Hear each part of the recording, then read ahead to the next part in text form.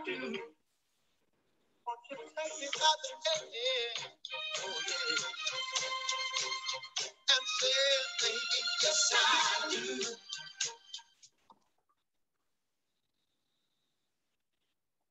tira tēnā tātou e te whare e whakarongo mai ana ki tēnei o nā huihuina. Kia timata ai tātou i roti e rau o nā whakaaro o tō tātou kuima koroma. Ki ino atu ki tō tātou kaihanga ki runga rawa. No reira, ka ino e tātou. Ka tohi au ki te tohi anuku. Ka tohi au ki te tohi ārangi. I tupu ihu ko nā pū, nā weo, nā more, nā wānanga, nā pūkenga.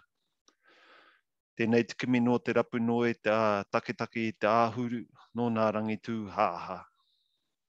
Uhi, wero, haramai te mauri, haumi e, hui e, taeki e.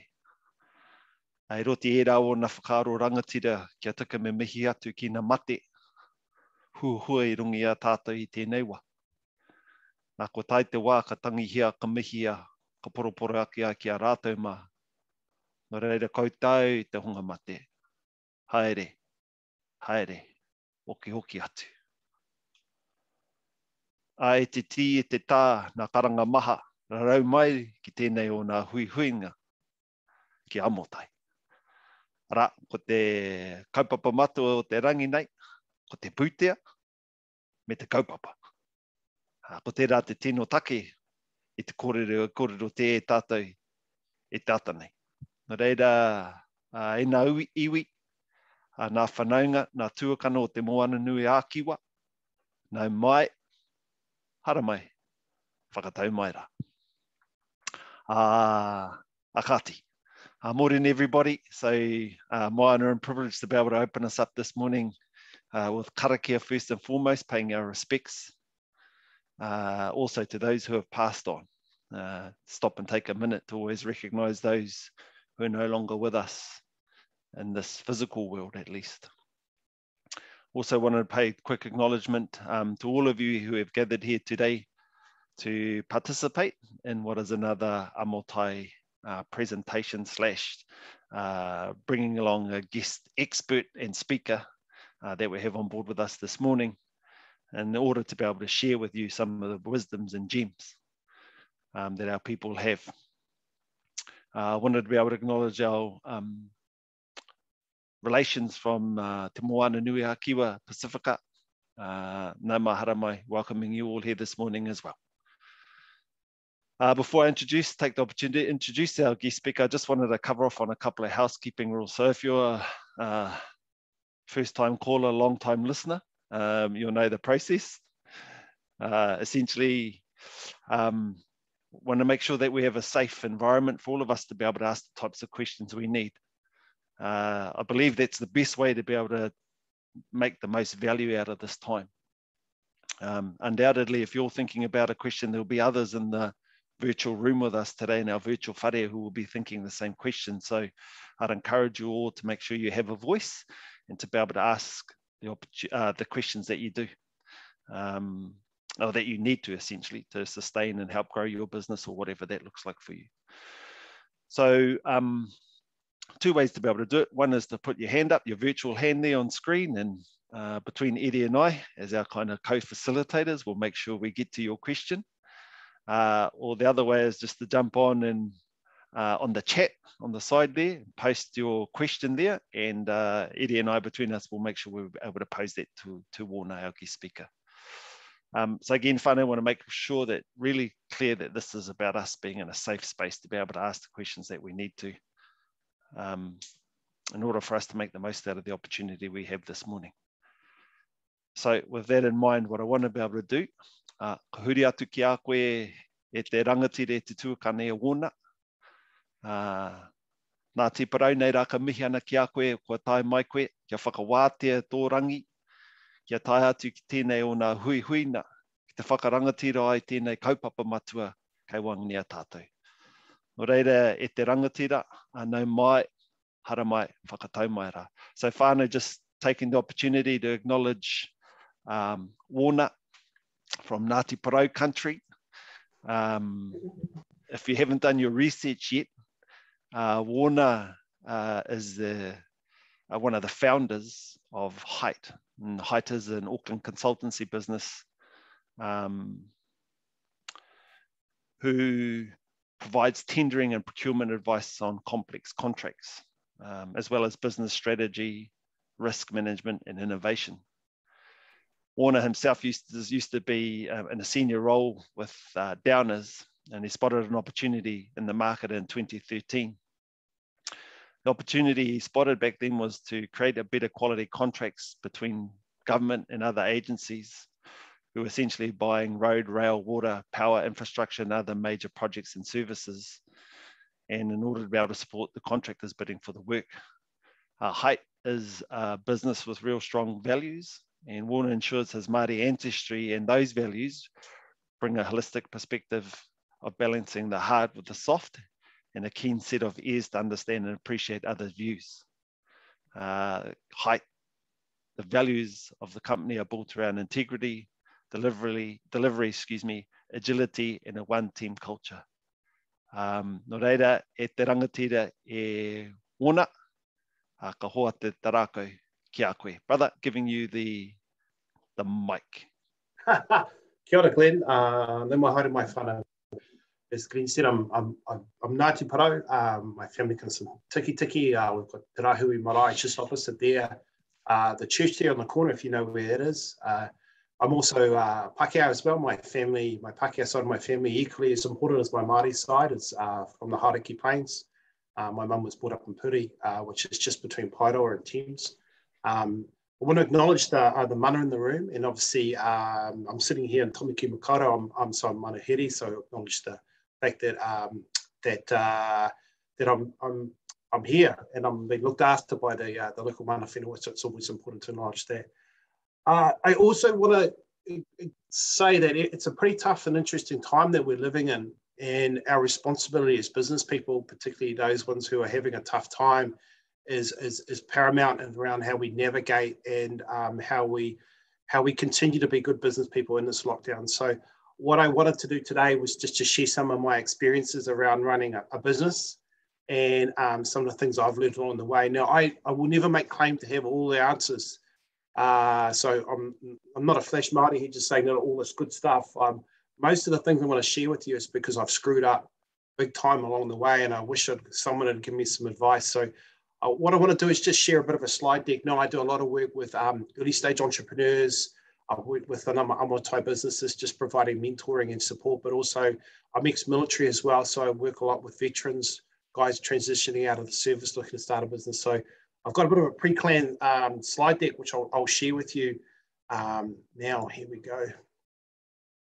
Awesome. Glenn, can you see that? Gives the thumbs up, brother. Kia ora, bro.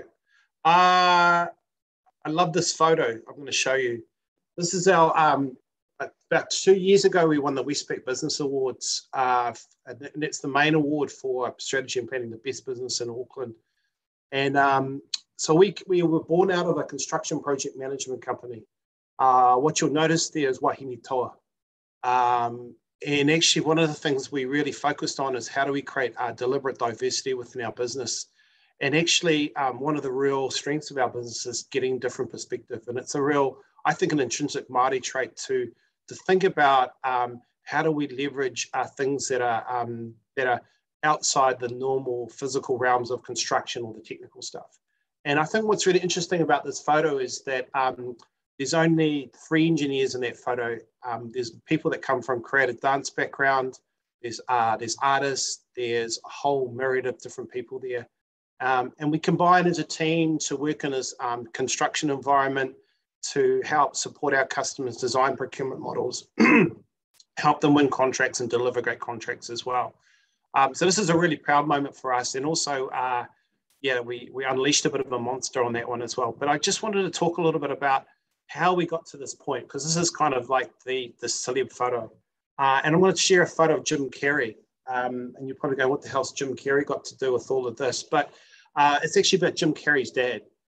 His dad was a really accomplished jazz musician. And Carrey was brought up in Canada. And his father had this aspiration and goal and desire to be a famous jazz musician. He wanted to go to Hollywood and be the best he could. But he had a family at the time, and he made a call at the time to not pursue his passion around jazz, but actually become an accountant. So what he did is he became an accountant, and he worked for the same firm for, I think, about 25 years, and he got made redundant when he was in his 50s. And it devastated him, and it devastated the family to a point that it nearly put them in financial ruin. And Jim Carrey tells the story really, really well. And what he does is he says, you know, his dad could have been a great jazz musician. He could have been the best of the best. And he traded off, and he has this great saying that so many of us choose our path out of fear disguised as practicality. And I think as business owners, what we want to be doing is really desiring and wanting to achieve. We only get one life. We only get one great opportunity at doing something cool and amazing. And is that I think what we think about as Māori and Pacifica businesses, we think about what really drives us, what really excites us and grows our passion. And I think that's at the heart of what makes a great business. And another person who I think is amazing in terms of passion is Richard Branson. There's no greater thing you can do than in your life to follow your passions in a way that serves you and the world. And what I'm getting at here is when I speak to a lot of our Māori and Pacifica whānau, the same messages keep coming through. Is that how do we invest back in our community? How do we create opportunities for our young people, for those who are a little bit wayward? And I think our passion around how we grow our business is fundamental to our success. And if I share with you a little bit about where our passion sits, and this is us, and it always reflects around our core purpose. So we're in the game of helping organizations buy large pieces of infrastructure. So that generally requires two parties to come together, a supplier and buyer. So our core purpose is how do we build that relationship so it's amazing? But as a result of building that piece of infrastructure, which is generally what we do, how do we create money? How do we create things that are amazing as a result of that? So it could be, how do we create job opportunities for our community? How do we encourage entrepreneurship or businesses within Māori and Pacifica? How do we look at minimizing environmental impact? And actually, how do we create a whole lot of things? So that our core purpose is quite critical. That's our passion. And passion's really important as a business because it's bloody lonely and it's hard. And the thing is that passion has to drive. We have to be determined to get through adversity. We have to be determined around what we want to achieve. So it's really critical around defining your core purpose. Our mission is to democratize procurement. That's our critical mission. So we're here about trying to uplift the capability of the supply chain, and particularly the work we do with Māori and Pacifica businesses to engage in that tender opportunity, but also work with buyers to look at opportunities to engage with that market as well. And our vision is quite important. So how do we be Australasia's leading technical tendering and procurement specialists? So when I talk to people about their business, and particularly in tough times, I want you to go back to your passion and really think about, you know, what's motivating you, what's driving you. Because these things, we'll get over this COVID situation. Things will change. And so we'll get over this. I love this whakatauki, you know, a problem is solved by continuing to find solutions. It's really critical to us. That's what we're about. So the question is, how do we turn this vision and passion into a business? It's in this concept called the hedgehog. And it's developed by a guy called Jim Collins, who wrote a great book called Good to Great.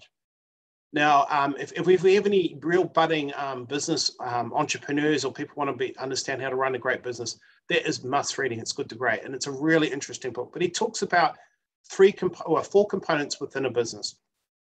One is what you're passionate about. One is what you can be world class about, and how do you maximize profit? If you're passionate and world class, you've got a hobby. But the critical thing is, how do you turn it into a business? So that's how you maximize profit. And actually, what is your business, your vision for your business? And he talks about your BHAG, or big, hairy, audacious goal. Now, our goal was to work with 10,000 SMEs to participate in the opportunity. Opportunity is within tendering and construction. That's our goal. That's something we're trying to measure and drive towards. So that's our unifying mission as a business when we talk about things. Our passion is about how do we build relationships and create mana. But how do we be world class? And actually, this goes back to a little bit about what makes us unique is our heritage and our Māori culture is about how do we bring empathy and love and compassion into something that's traditionally quite hard-edged in terms of contracts.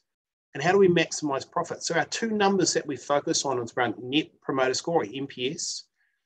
So that's a measure of customer advocacy. So if we get that right and we get that above 70, and it's a measure from 100 to minus 100, we know that customers will continue to come back to us. So we get a recurring revenue model by creating great experience. And then how we drive our financial performance is through our staff project utilization. So this is our little roadmap here of how our business works. Okay, so how do we turn something that's passionate into a business? So I suppose we didn't come up with this ourselves, and it's iterated over time. And I'm going to talk about the importance of getting a business coach as well, who helped us formulate and started to get us thinking around this. There's some of the things that we've been working on. You'll recognize some of those things.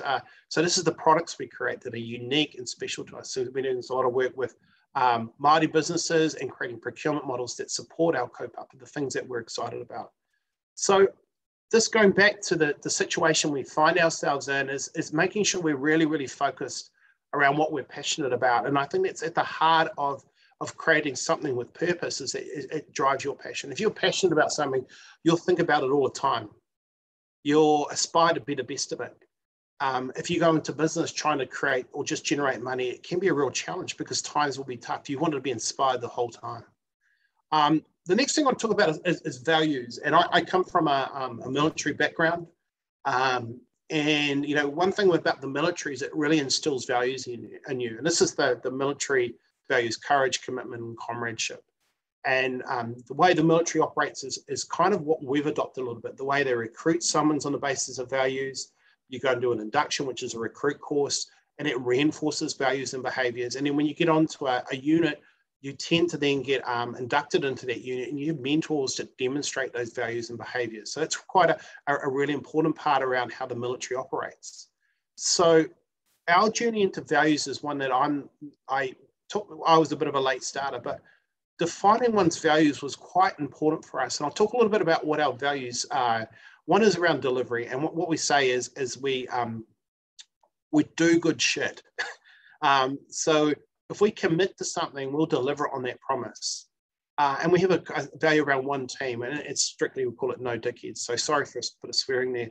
But the point is that people remember those things. They remember what it's about when I talk about things like that.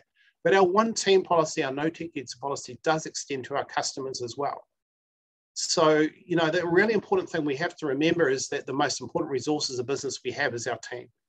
And if that team is cohesive and working well, the worst thing we can do is put them in a situation where we have a negative customer, one that undermines or is not aligned with our values.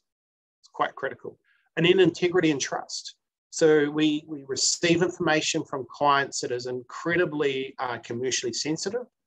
And so we have a responsibility to manage that taonga, to look after it and to protect it on their behalf.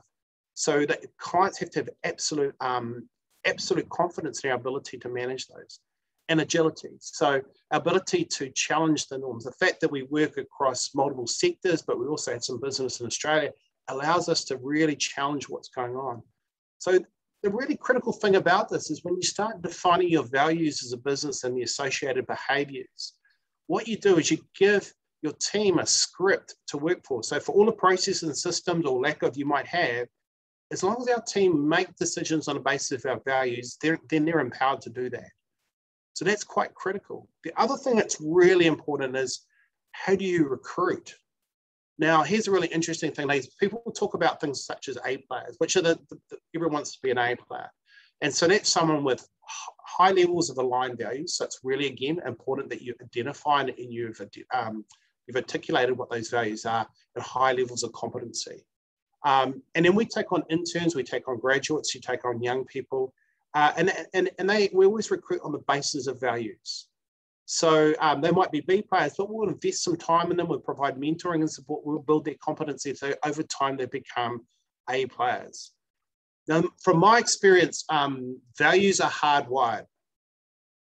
So, if we don't recruit people on the basis of values, what we have is a situation where they may undermine the culture, and they may actually start to erode the relationship we have with our business. So the critical thing we do as a business is recruit on the basis of values. And what does that mean? So our whole recruitment process is detailed out, and we ask questions about their values. And when some people join us, they go, that was the strangest interviews we've ever had, you know, or we really wanted to see about how your team fits. And we go through multiple processes around recruiting people. It's not uncommon for people to have, say, 2, maybe 3 interviews with us, even go out on a social occasion to see how they interact and work with our team to see if we have aligned values. The worst thing we can do is it's better to have a bad vacancy than a good vacancy than a bad hire. Is the most precious thing we can create at the moment is ensuring that the team culture that we have is important. The worst person in this whole scenario is a C player. So, for example, someone who's really high in competency and capable of delivering to the client, but not aligned with values. So the question is, how do you know if that person's not undermining your business? How do you know if that person's not stealing your customers or stealing IP? So what's really critical for us is around values. And how does that kind of fit? This is a great thing called the 5 Dysfunctions of the Team. It's a book written by a guy called Patrick Lencioni. But at the heart of everything is this common thing around trust. Now, to build a great team, you need to have the basis of trust. You need confidence between you that you can got each other's backs, and trust is driven by values. So that's why it's critical for us. How does this model work? So we really encourage open conflict here. So, and what I mean by conflict, what we do is we use the basis of values to have really robust discussions on issues at hand. And we play the ball, we don't play the man. When we have those discussions, and we might disagree, and people think, God, you guys are arguing. Oh, well, no, we're just robustly discussing stuff, and which is really, really healthy. Then we have this sense of, okay, let's commit to an activity. So if we have discussions and people go, geez, you guys are arguing. No, we're just robustly debating stuff. And then we commit to an action. And then we have an importance around accountability and attention to results. So the basis of our business is about having that core purpose that we talked about, but also the importance of having values is the root of the trees. It's really critical for us. So our second thing is around values being what we call, in the military term, is a force multiplier, that everyone's got everyone's back, that we understand that those are the sort of the basic rules in which we operate. Look, I'll talk a little bit about complexity of scaling. So we've grown from, my wife and I started our business in a garage in Sandringham here in Auckland, a 2-week-old, a 2-year-old, and I had a secured corporate job. I said to my wife, oh, can I go and start a business? And she said, yes. I wasn't as loose as that, but I kind of like telling it like that. But it was all on, you know. I couldn't let it fail. And so the evolution of our business from that garage 8 years ago to where we are now, I think we've got just on 24 consultants that work for us. We're here in Aotearoa and also across in Australia. We've got some operations over there as well. And we've been successful. But the really interesting thing is you grow as a business. What happens when you add more people? Things get more and more complex. It's just the nature of what happens. And as we grow, and as, for example, some of the opportunities that Cowin are offering for our Māori and Pacifica businesses, if you're a builder and you're used to building 2 or 3 houses a year, and all of a sudden they go, actually, we want you to build 12, that becomes very, very complex. And there's been really interesting examples in our construction sector where larger corporates have grown their revenue base, but actually lost a considerable amount of money because their inability for their systems, their process, and their people to keep pace with what is required when you scale a business. So here's some really interesting statistics. This is out of a Gazelles, which is a scaling manual. So, and this is relevant to New Zealand as well, even though this is US. So just imagine this is newest New Zealand dollars. So 96% of all businesses do less than $1 million. And then there is what's called a valley of death. I don't want to be dramatic, but that's what they call it. This is typical Americans. They get all sort of like emotive and excited there. And only 4% of businesses are doing greater than $1 million. Okay. But what happens is that transition from effectively a sole trader to a business where you've got some reasonable scale creates complexity. More people, more situations, more subcontractors or whatever, need to get your systems and processes in place. And then the next jump from, say, $1 million to $10 million, this is really interesting. It's only 0.4% of businesses are doing greater than $10 million. is, again, another level of complexity. Why is this important? It's really important that if you're on an aspirational target to grow as a business, is making sure that you're covering off and understanding what are the critical steps you need to look at in terms of understanding how you can be really structured in the way you scale and grow. So let me give you a really good example. Is you can't eat an elephant, so you've got to kind of chunk it down. So how do we do it? So we prioritize our goals, and we use a business coach, and I'll talk a little bit more about how a business coach has been really influential in the way we've grown our business and how we've used him to really support our growth and our planning. Is that we set 3 to 5 year objectives. From there, what we do is set some top 5 annual business objectives, and then we have this thing called quarterly rocks. What quarterly rocks are in essence 4 or 5 strategic tasks that we are looking at as a business that are not in, but working on. So I'm going to share with you what some of them are. So for when we first started, it was, one of our quarterly rocks was get a website. Okay, so that's a real on target. One of our other quarterly rocks was get a job management system that we could start to do quoting on. When we first started, we only had really 1 customer, like all of this, like let's get 3 customers. That's one of our quarterly rocks. So it's really critical that we start setting those targets and be really focused on things, because then these are the things that help us move through those valleys and those changes. So for us at the moment, here's our 5-year rocks. One is around people and culture. So how do we build, grow, and retain A players? So our people are everything. Our people are everything. So you know that the words that we're using is around build, grow, and retain. So it's really critical. So how do we transition values-based people that may be a B player through mentoring and support to become great A players? How do we standardize and uncomplicate? So as a business, what happens is you often, as you grow, you start taking on more and more stuff, and you try and do too much. And actually the trick is to really to make sure you start doing less, but doing it more deeply and more detailed. So we're really focused around standardizing and uncomplicating our things. Actually, what we might be finding is it's easier for us not to do stuff that we've done in the past. How do we create that great customer experience? Industry leading, beating service. And then our 4th rock is our 4th objective is around resilient recurring revenue. So we're really focused at the moment around how do we make sure that our revenue models going forward are really resilient. So the impact of COVID at the moment. So we're super aware that, you know, we're in the infrastructure space in Aotearoa, but actually the biggest infrastructure market in the local regions in Australia. So one of our key rocks in the next quarter is about how do we launch back into Australia? How do we create a more resilient revenue model, not just within Aotearoa, but also in Australia? So let's look at one of our rocks. And this is around our digital strategy. So this is our customer journey. So from onboarding someone through to completion, what we've got is how do we create a digital strategy from that? So here's all our systems and processes and stuff. I've probably left that slide in, but here's our digital strategy. So we've taken it and we've started to look at things that are really important. So one of our key rocks for this quarter was developing a digital strategy and started implementing that. So we're starting to look at things around how do we decrease waste and non-billable work. So like all businesses, we spend a calculated time quoting.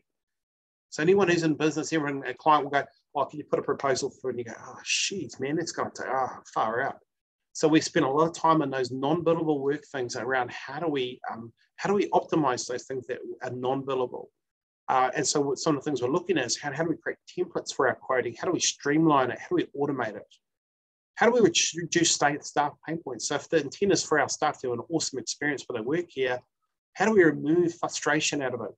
All our systems might have like disconnection. So how do we remove that disconnection? For example, if we set up a job on our system, how does it auto-generate the filing structure needed to support that project? So it's bang straight away. How does it auto-generate some comms to the client so that we know when the first lot of hui are going to happen? So you can see quite clearly I'm not trying to go through these in details, exactly what we're trying to do. So if we go back to our standardize and uncomplicate, this is about standardizing and uncomplicating this. This is our quarterly rock this quarter. So this is something we've been focusing on. So we've been making deliberate time of not working in the business. So it's the temptation as a business owner is to continue to be customer facing the whole time. that actually continue to bring in the money. But actually, if you want to grow a business with scale and substance, you need to take time out of your business to focus on things like your digital strategy, if that's one of those things. I'm just going to jump through this. Yeah, I'll talk a little bit about this. This is an example of something we have developed for us. So one of the biggest issues we had, if we talk about reducing pain points, is our office manager used to have to generate a weekly report around how we were doing as a business on a Tuesday. She spent half a day on it. It was real painful. She started Excel, and then we'd all go all over the show. So we learned about this thing called Power BI, which is a tool that allows us to collate information and data and start to report on our business in a real life term. So this refreshes every 8 times a day.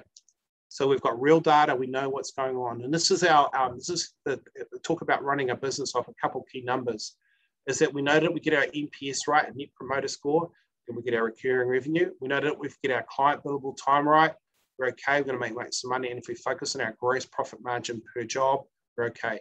We failed a little bit in our CRM, or customer relationship management, but we know as a business, if we focus on those 4 key numbers, then we're gonna be okay.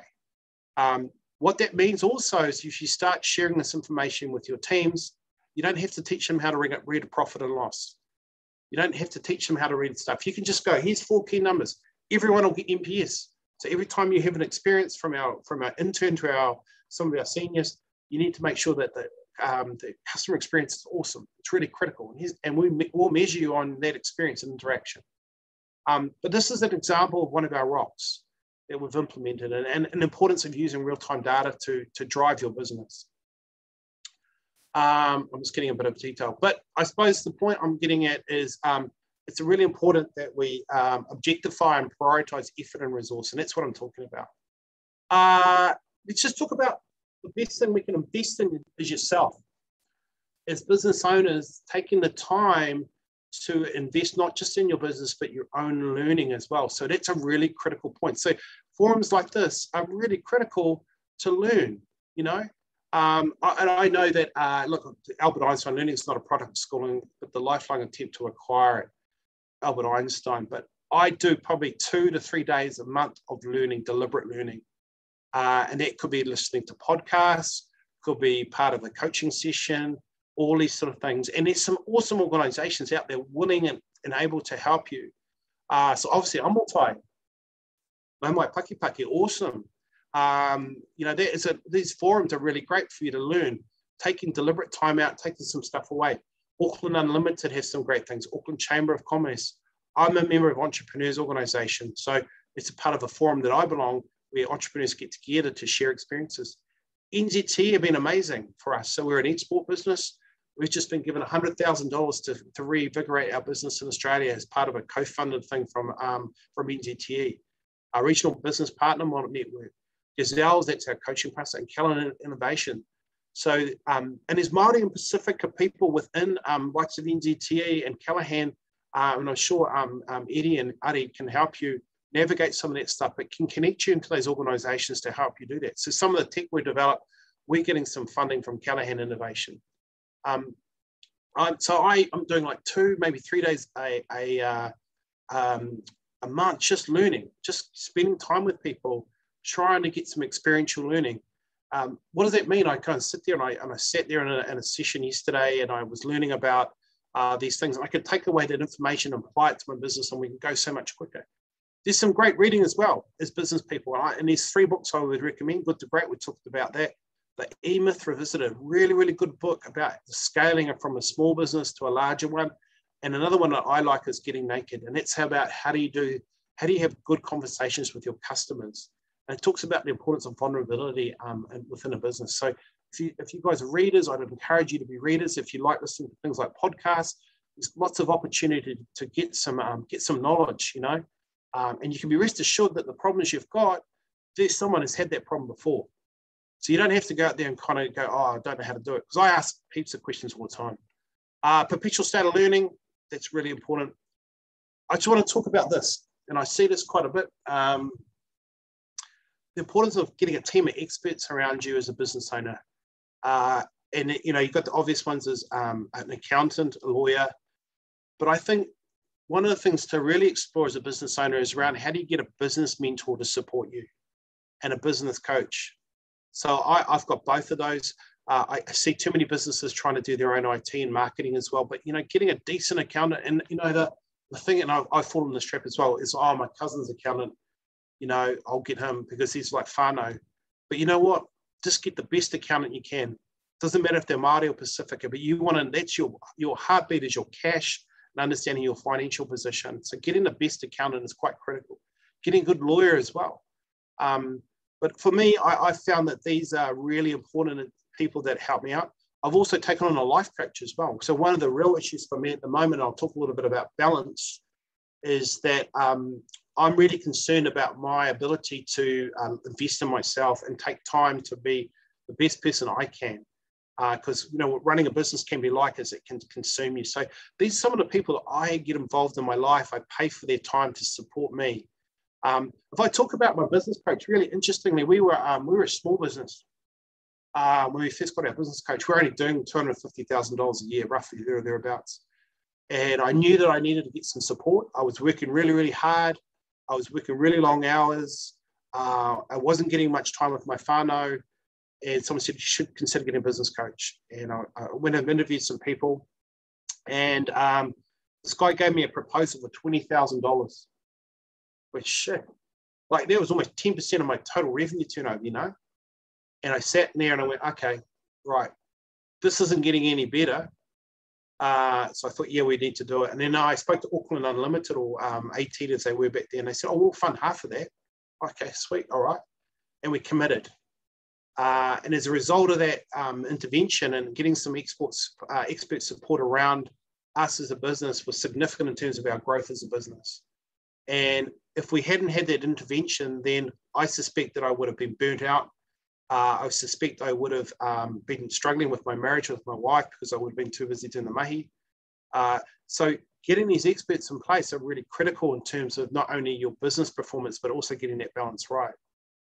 So I think it's about that, you know, from, she should say, form a team of experts. Yeah. This is my whānau. It's Liz on the side. It's Molly next to her, Harriet and Charlie.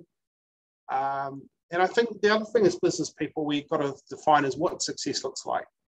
And it's quite a critical discussion for us. And I think as we get kind of consumed about the situation we find ourselves in, and I go back to this, and it's around three things. It's around how do you balance your family with your business, with your personal. And I think as soon as we get consumed by our business and then we jump into our family because we feel quite slightly guilty because we've been away from them or we've been doing hard work.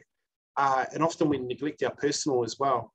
So that's quite critical. So for me, I know that at the moment, at least for the last couple of months, my weight, my drinking probably got a little bit out of control, you know, not want to say crazy control, but I wasn't looking after myself. If I don't have my health, then I don't have anything. So I've spent more and more time investing in my personal health. What does that look like? You know, using my life coach to do that, providing some accountability around getting physical again, eating better. But, you know, I think as business owners, we just got to make sure that we keep a balance. And it is very, very easy to slip in the business focus or make that the center of everything. Because actually, what does success look like? It does look like these things here. Success is that balance, of business, whānau, and in your personal self. So that's it, Glenn. Anyone want to reach out? My haere mai, always welcome. Eddie.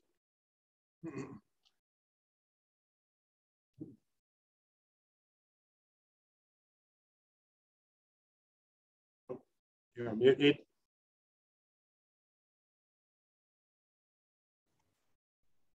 I think, like myself, everybody's in awe of your kōrero. Look, I don't have it all, right? Seriously, I screw up all the time. You can get Liz a call. No, look, it was a great kōrero, and I really took some great insights around values and about, you know, hiring the people that align to your values. And you know, it's all about the team culture, and that sets up a good platform for any business or any team that you're trying to create amongst our whānau there. I haven't seen any questions coming through. Don't be shy, whānau. I don't want to pull anyone out again. And The Good to Great book, that was actually the very first book I read. I was actually not asked, it was part of some of my development training a few years back. And it's not a book you have to read, but it was an awesome read with Jim Collins. And I've read a few other books as well, across my journey. Hang on. Okay, here's one. How do Māori businesses get you involved in their companies, especially at the early stages? Is there funding available where businesses don't need to pay for your expertise and advice?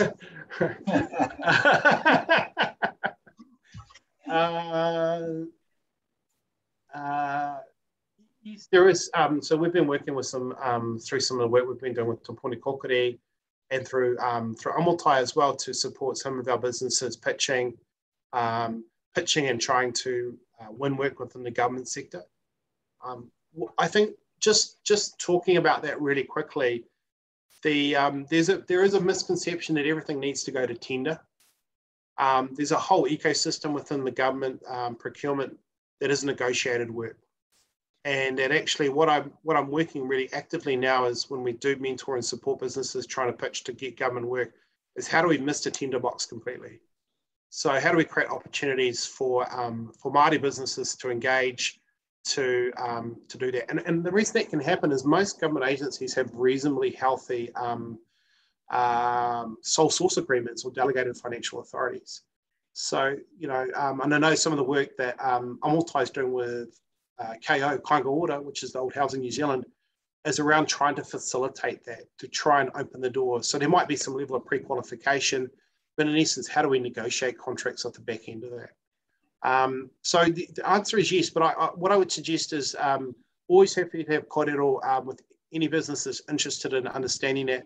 There's a little bit of a process to go through that, but I would suggest reach out to Amultai, and then we can connect it all up, and then we can go from there. Fantastic, thank you.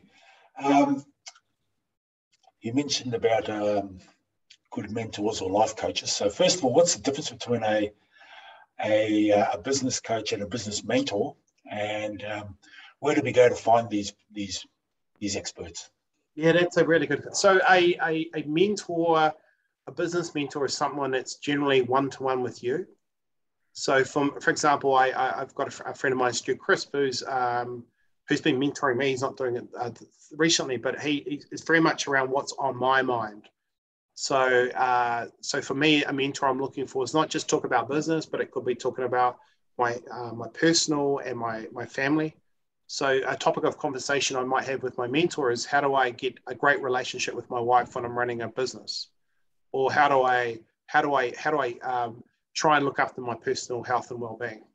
A business coach is more around the business as such. And generally what a business coach will come through, and I think this is a really important topic if you're interested in getting a business coach, is for them to come with a system. What I mean by that, some of these guys and girls are great at running great workshops, and you can feel all kumbaya, But actually, the trick is with business coaching is that it has to be accountability for change after the workshop. And that requires quite a commitment in changing culture, particularly if you're used to being busy. So the framework is there to hold you to account. So a typical business coaching relationship could start off with a 1 or 2 day strategy session where you start to really get the fundamentals of your business and start to imagine what your business may look like in, say, 3 or 5 years' time, which is really powerful to do. But that's the easy bit. The mahi starts for that quarter around what are the 4 or 5 things you're going to do, little steps to get to that point. So a business coach not only should create that amazing vision for you as your business, but also help hold you to account to achieve those little steps that work towards achieving your big goal. So that's why a framework's important. Where do you find these guys? Look, there's lots of them around. And they vary from some being very, very good and some being really average. And there's lots of people who've come from a banking environment or corporate environment that will tout themselves as business coaches. The reality is they've never worked in an environment where you guys are small businesses, where you've had to worry about cash flow and the anxiety of trying to balance family life.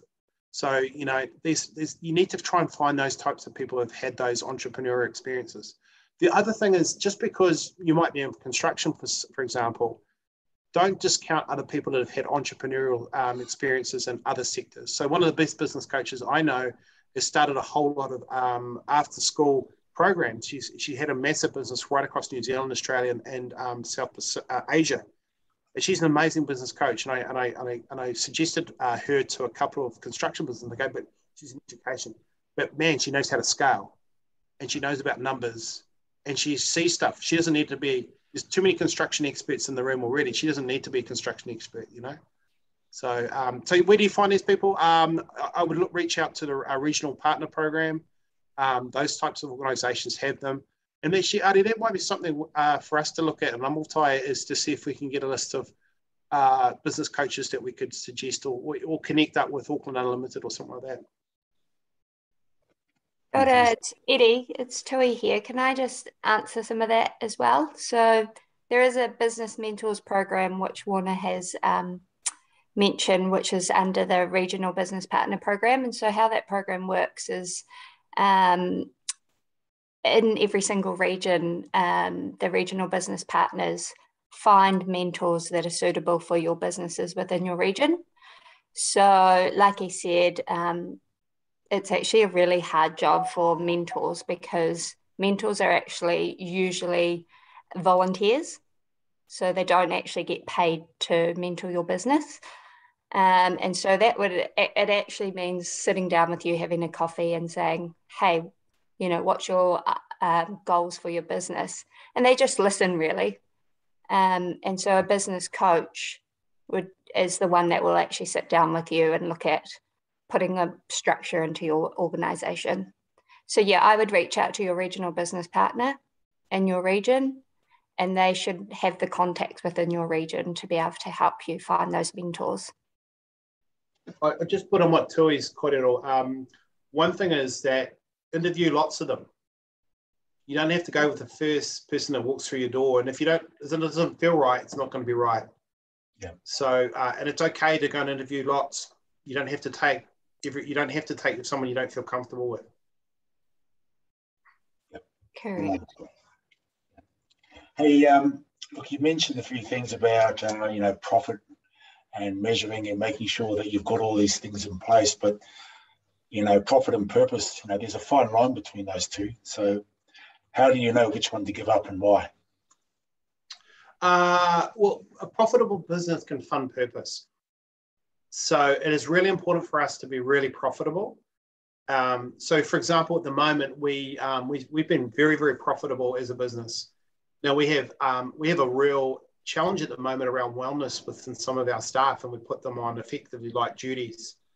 So that profitable part of our balance sheet now is funding the support or the manaki that we're creating within our business in this current time. It allows us to invest back in our business as well. So now we have the ability to look at things like digital products or create new lines of investment. So you have to be profitable.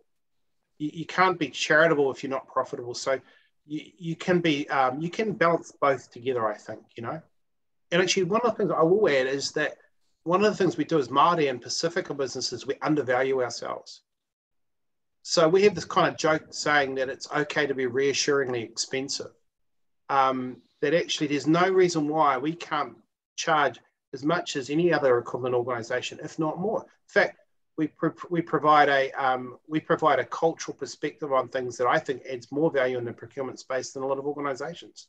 There's value in that. We need to articulate that value to the client, but there's no reason we don't have to be cheap. Yeah. Wow. Well, Glenn here, bro. I just wonder if I can pose a question. So thanks, awesome, your kōrero this morning. And you raise a number of things. It's just got my head spinning, to be fair, because I think you've captured it really, really well in terms of a number of where our businesses are at.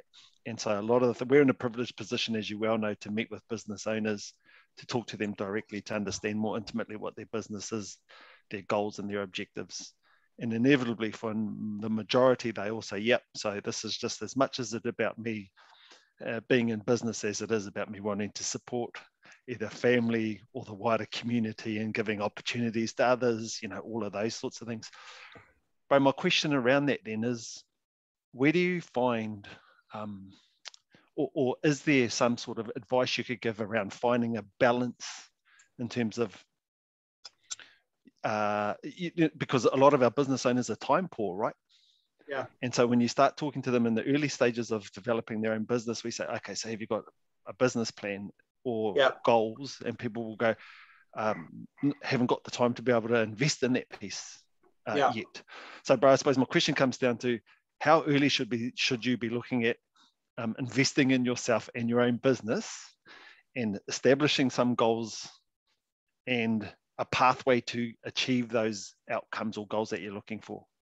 That's a really good one. I think it's just on that, Glenn, the important thing is whatever you choose has to be right for you. Now, if, for example, you're a builder and you just you're happy building 2 or 3 houses a year and you're happy doing that, kapai, awesome. But if you desire more and you want to grow bigger, then that's the point where I think then you need to get some support around how do you grow your business. The really interesting thing is, and I'm an engineer, so what happens is I'm a magpie, I run to silver shit all the time, you know. So the trick with setting goals or setting things that you want to work on is just to focus on a couple and do them really, really well. You know, that's the trick. So you're not trying to completely get off the tools at the early stage of that. You're just trying to focus on 2 or 3 things that are going to make your life better and make your life easier. Once you implement them, there'll be significant change. If I give you a really good example, really early on in our journey, I used to manage all our timesheeting and all our invoicing off Excel because I'm an engineer and I'm really smart and I can do all that kind of carry on. And I used to spend a day or 2 a month trying to get that all sorted, and I hated it. It was the worst thing. And then a friend of mine came and looked, he goes, this is the great thing about experiential learning from others. He says, bro, why don't you just use Workflow Max? What do you mean? And he showed me how to do it. We got it set up in an hour and I could do my whole invoice cycle and timesheeting within like 15 minutes. You know, so again, what happens is we get busy doing stuff and we think we're being efficient because that's kind of how we always do it. But you can have little things that will have a monumental change to the way you run stuff. Kia ora mai rā tātou. Tēnei ka mihi atu kia koutou ko te tū mai nei I tēnei rāmu, tēnei hui, tēnei ka mihi. Kia koe o tira a Warner. Pai rau ake te kitea anō e hoa. Tēnā koe. Good to see you, Warner. It's been a little while since our last sleep with Amakura. Tēnā koe, bro. Ka mihi toku aroha kia koutou mō tōku tōmuri I tēnei ata. So apologies for my lateness this morning. I couldn't get the link, bro. But eventually got there. Kia ora koutou. Bro, Tuara Civil is a civil company based in Taranaki. Down here in the regions, our biggest take, we are the only real civil Māori-owned civil company down here in Taranaki. Our first issue would be, our greatest issue would be creating capacity and capability so that we could approach these larger tier contracts and tenders. The company we've just moved above that 1 million annual turnover. So we've crossed that first valley of death, and I hope the valleys get more shallow as we move up. I have to mihi atu kia koutou amotai, o koutou manaki, o koutou tiaki kia au, o tira ki taku kamupene a Tuara Civil. Thank you, amotai. And also for the hono to Whāriki. Whāriki is a fantastic organisation, and it's actually something that we Māori business owners down here in Taranaki need to start thinking about as we transverse, across these big contracts moving into the future. O tira ko tōku pātai e hoa, Warner. So my question, bro, at this stage for Tuara is, my thoughts are around how I create bilateral relationships, joint ventures, if you will, so that we can create our capacity and capability as we build, staff and all the rest of that. And I was just in the boardroom with Downers yesterday, bro, with a guy called Rob Sharp, who's dealing with all the MBDC contracts. One thing I know is that his mid-management level staff know nothing about social procurement. So when I put the question to him, I wasn't surprised that he knew. The taki we have for myself is that business is done, at the level of mid-management. That's where they phone me and say, bro, can you come out and do this hot mix job? Or bro, can you get your guys to do this and that? And so we still, and as Māori, we're still trying to smash those glass ceilings and, and get away from all the little pothole filling jobs and move up. But when I talk to them about social procurement, they don't understand what their space looks like until you move up a level. And so I spoke to Rob yesterday a little bit about creating the joint venture and stuff, and that sort of things. But I just wanted to know, bro, do you think is the best way for Tuara to approach those bilateral relationships, and with whom? Should it be the big corporates who to me are just big revolving doors? Or should it be with, other Pākehā contractors who we're currently working for, that have more capacity than myself? Or is it across that whole spectrum, bro? Hone, it's a good question. I think at the heart of this is actually how do we add value before we talk about social procurement? So as a business, is the services we offer, how do they add value and how are they alleviating the customer's problems? So I think that's a really critical discussion to this, because one thing we've got to be careful about, I think, as we go into this world of social procurement, is using that as the leverage to get an opportunity. I think that's a thing that feeds us, it supports us, but actually the value we add is the way we produce and deliver the product and service for our customers. That has to be the fundamental thing that drives us. It's also important that we get that right, because I'm always concerned about proactive social procurement putting a Māori or Pacifica business in a situation which they can't deliver. So that is critical to this discussion. So going back to what I'm thinking is that if you can understand and you know how you add value, then that discussion is valuable to both people within Downers. It's valuable to people within New Plymouth District Council, South Taranaki, all those customers, they want you, because actually the biggest issue client organisations have around construction is delivering their capital works program. Yep. At the moment, there's insufficient suppliers to deliver that capital works program. So if you can articulate that value and where you add value through the way you deliver your projects on time, to budget, to compliance, that's a compelling case, because we're short of subbies, we're short of good contractors. It will happen quite naturally. Who to talk to within those organisations? Actually, it's a good question.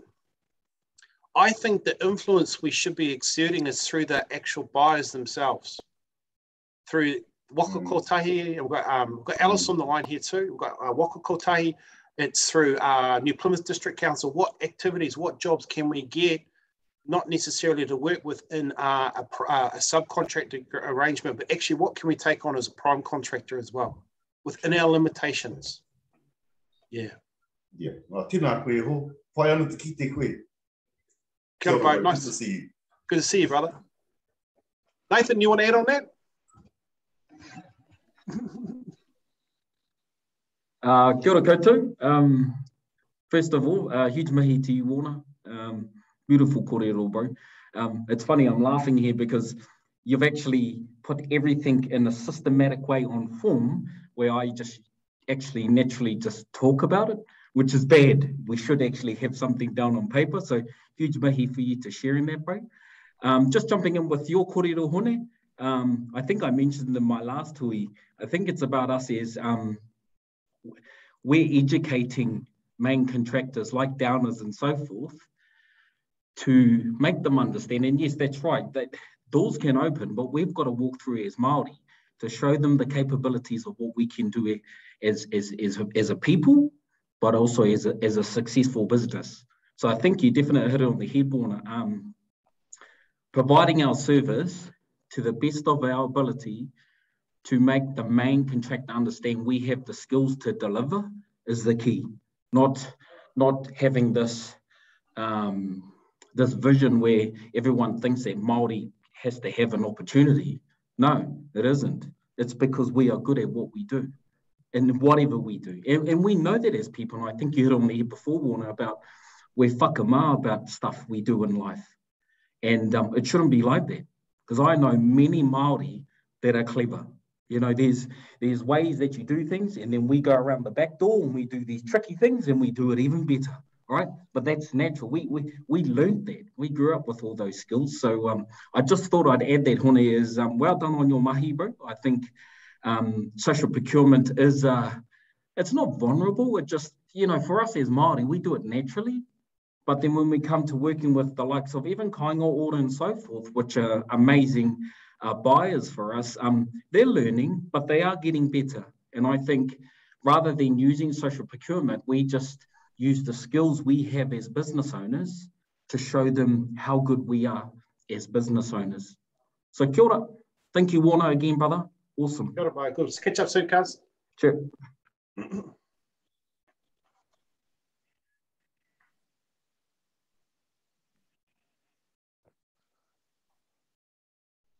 Ka pai.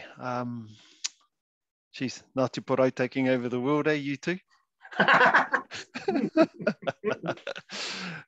E mihi aroha tēnā. Warner, on behalf of all the whānau that are here today, really want to take the time to acknowledge and mihi to you.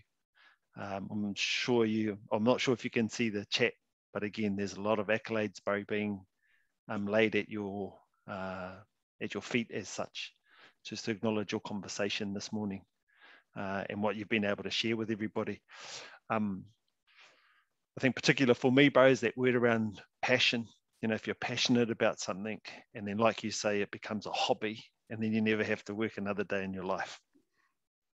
At the same time, I'm mindful of some of the things that you spoke about in terms of investing in yourself, well-being, health and hauora. Because without any of that stuff, bro, none of the stuff ever gets, you know, we'll never realize our full potentials.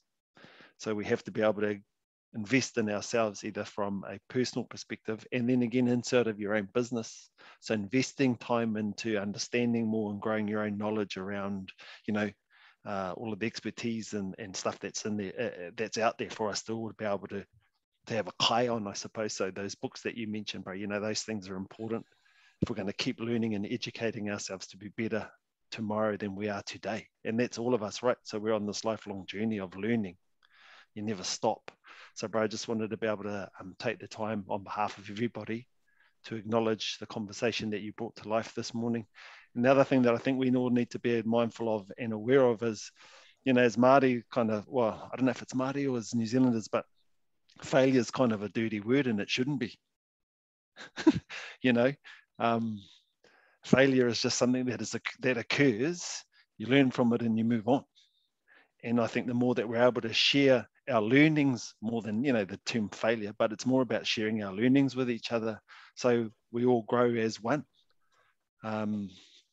So yeah, bro, just like I said, you got my head spinning around a whole range of things because, you know, we could have gone down a number of avenues with the conversation that you've shared with everybody this morning.